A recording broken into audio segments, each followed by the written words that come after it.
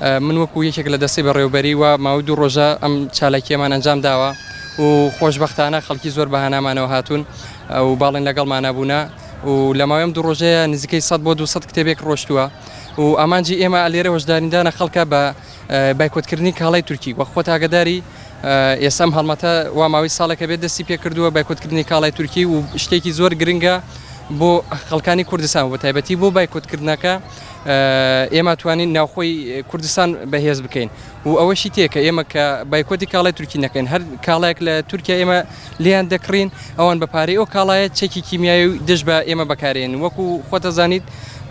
لە سەرەکانی چێکی فسفۆڕیان بەکارهێنا و لە ئافرین و لەم دوایشدا لە ئاواشین چێکی کیمیایان بەکارهێنا و ئەمان چەک تەنها بۆ دژ بە ئێمە بەکارێن و پێمان باشە کە بایکۆتی کاڵای تورکی بکرێت و بۆ بەهێزکردنی داهاتی ناوخۆش شتێکی زۆر گرنگە. بەڵێ سبێنێ بەتەماین لە باخچەی 11 ئازار